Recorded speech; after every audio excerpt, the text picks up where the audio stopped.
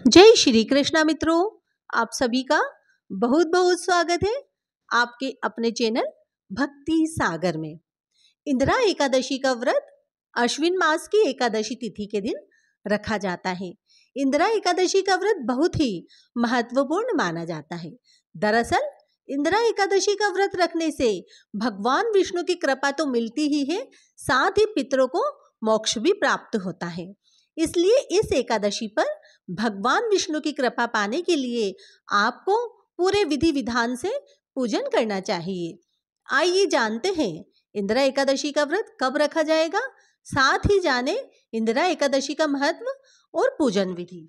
हिंदी पंचांग के अनुसार एकादशी तिथि का आरंभ 27 सितंबर शुक्रवार को दोपहर 1:19 पर होगा और 28 सितंबर को दोपहर 2:50 पर एकादशी तिथि समाप्त होगी।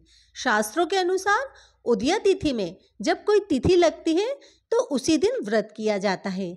ऐसे में इंदिरा एकादशी का व्रत 28 सितंबर को किया जाएगा। इंदिरा एकादशी पूजा के लिए सबसे उत्तम मुहूर्त 28 सितंबर को शुभ चौघड़िया सुबह 7:42 से 9:12 तक का है।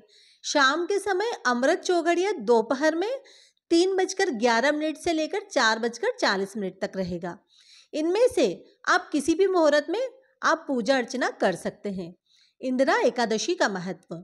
इंदिरा एकादशी का महत्व इसलिए भी अधिक है क्योंकि इस व्रत को करने से आपके पितरों को मोक्ष की प्राप्ति होती है और वहां बैकुंठ धाम को जाते हैं। साथ ही इस व्रत के प्रभाव से खुद के लिए भी स्वर्गलोक के द्वार खुलते हैं। आइए जानते हैं इंदिरा एकादशी पूजा विधि। पद्म पुराण में वर्णित विधि के अनुसार इंदिरा एकादशी का व्रत रखने से पहले दशमी तिथि के दिन पितरों का श्राद्ध करते हैं। दशमी तिथि में ब्राह्मण गोग्रास, कौवे और कुत्ते इन सभी को भोजन कराएं। साथ ही इस दिन किसी की चुगली नहीं करना चाहिए।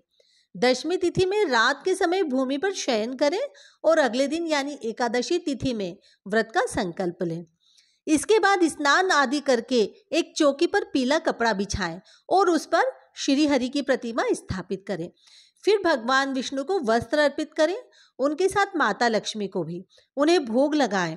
अंत में इंदिरा एकादशी का पाठ करें और फिर भगवान विष्णु माता लक्ष्मी जी की आरती करें।